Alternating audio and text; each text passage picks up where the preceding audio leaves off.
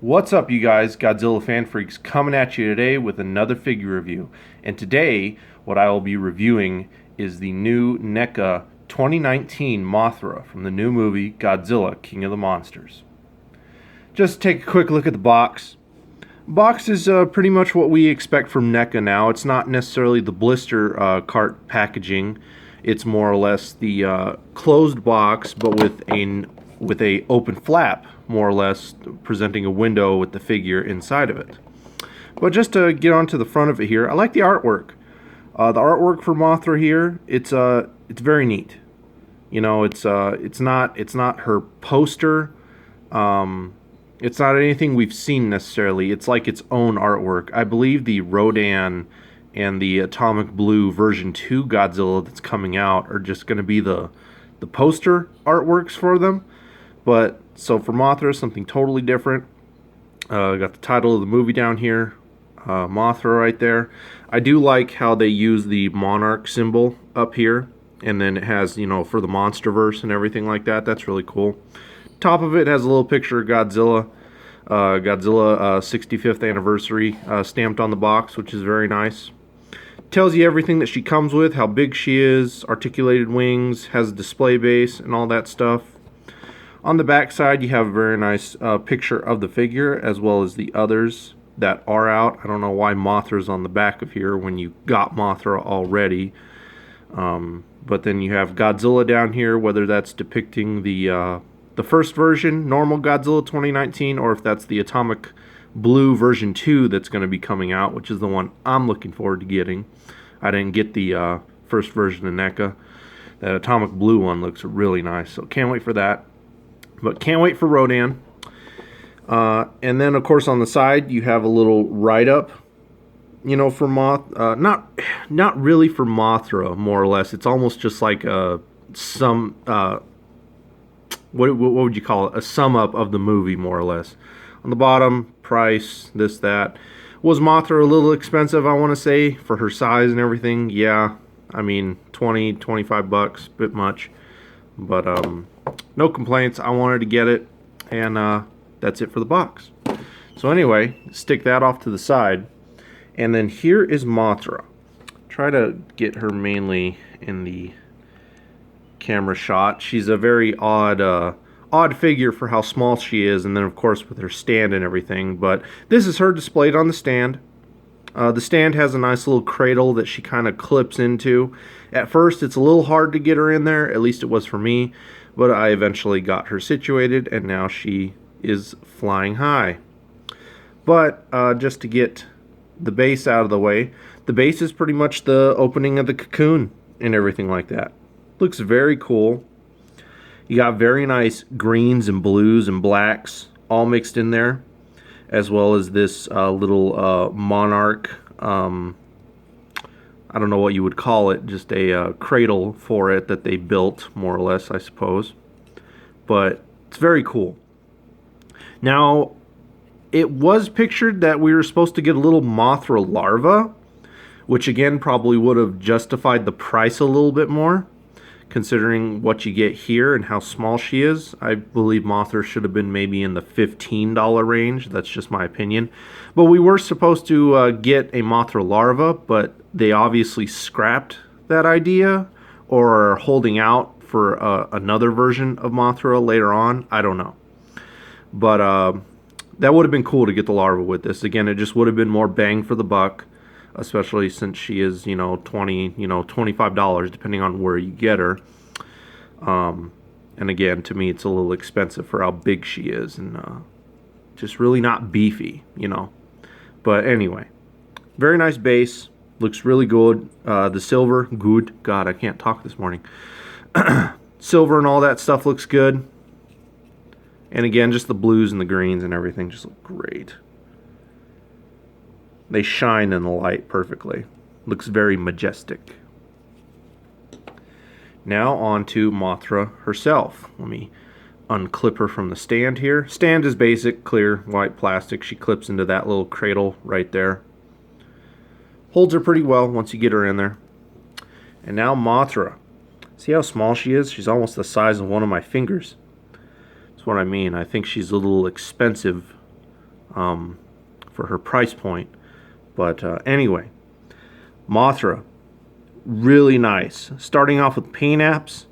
Her body's a nice, like, tannish color.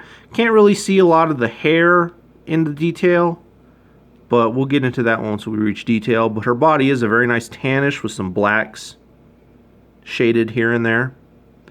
Eyes are a very nice, metallic blue. They do shine, especially, in the light.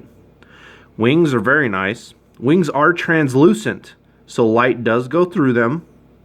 And you got blacks, reddish oranges, yellows. Very nice. Not as brightly colored as we are known Mothra to be, but it definitely has very nice similar traits to past Mothra wings, even though they are more slimmed down, not as wide, but look good all the way around, tops and bottom. Detail, really, really good. Again, for how small she is, again, detail's good, so maybe that justifies the price a little bit. She's got a little bit of fuzz on her there.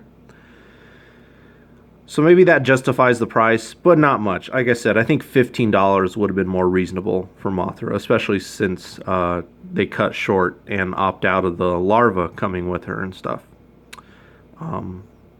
But, detail-wise, looks really good. Again, back to the fur. You really can't see too much fur on her, except kind of right here in the wings. So that's a little disappointing, but again, for what they did, for how small Mothra is here, she looks good.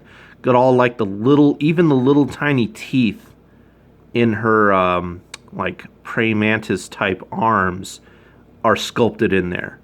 They're tiny, they're not necessarily sharp, but they're there. You can see them. They look really good. Her antenna sculpted into the head sculpt very, very well. Again, all the detail and design in the wings looks very good.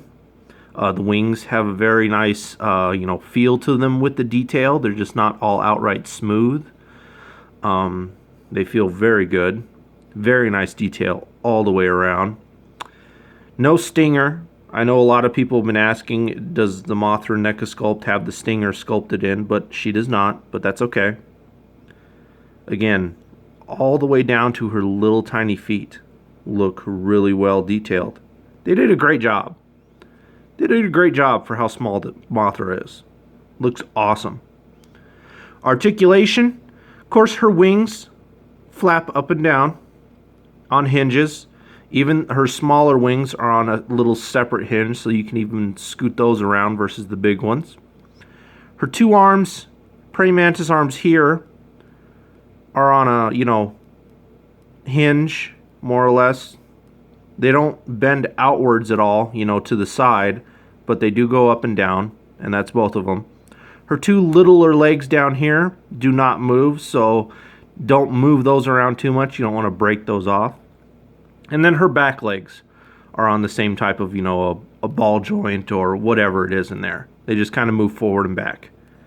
Nothing crazy. Again, for how small she is, there's only so much they could have did with articulation. And so on and so forth. But great figure nonetheless. I mean, Mothra just looks great. Size comparisons, I don't have any other NECAs at the moment, but I'm sure that this Mothra is going to scale in well with the other NECAs. I'm sure she's going to scale in well with maybe even the Bandais. Maybe not King Ghidorah, but Godzilla and stuff probably would scale in well with. She'll probably even scale well with SH Monster Arts, which there is an SH Monster Arts pack of Mothra and Rodan scheduled to come out. But as a lot of you know, SH Monster Arts has been hit or miss with me. I've kind of given up buying them. For King of the Monsters, I am going to mainly focus on NECA. I got Mothra here. I'm looking forward to Rodan whenever he drops. And then again, the version 2 Godzilla Atomic version, whatever you want to call it, when he drops. I just love that blue. And then for Ghidorah, since I know NECA's not going to be doing a Ghidorah, I'm probably just going to settle with maybe getting eventually the Bandai Ghidorah. Again, the SH Monster Arts one is cool, but again, I could talk all day about how SH Monster Arts started off really good, and then all the differences and everything over time that they changed, and quality control, raising prices, getting less for the figures, but they're charging more, all that stuff. And so it's always hit or miss with me with SH Monster Arts. My purchases with them are very few and far in between. You know, like I stated with Godzilla 62, that was my first SH Monster Arts in like 2, maybe even 3 years. But anyway, NECA Mothra, 2 thumbs up. Very good. Go get her if you can find her. Check your GameStops, Targets. I don't think she's necessarily being sold anywhere else. Maybe FYEs. But check everywhere if you want one. Or wait for the Monster Arts. It's all up to you. But again, she's a little expensive. And of course, the phone has to ring when the video is all being summed up. I apologize. Just ignore that, please. I'll wait for it to stop ringing. Just gaze in Mothra. It only rings 3 times, thankfully. So anyway, sorry about that little interruption. I'm so far into the video, there's no sense in me starting over. So, just to sum it up here, Mothra, 2 thumbs up. Price is a little high. Should have been more, maybe 15. I would have even settled for $18-ish range. But 20 to 25 is a little high, but that's okay. Still a great figure, great detail all the way around. So anyway, you guys, we are Godzilla fan freaks. Hope you enjoyed my review here on the 2019 NECA Mothra from the new film, Godzilla King of the Monsters. And like always, please comment, like, and subscribe. Check out the Godzilla Fan Freaks page on Facebook, and we will see you guys in the next review. Thank you for watching.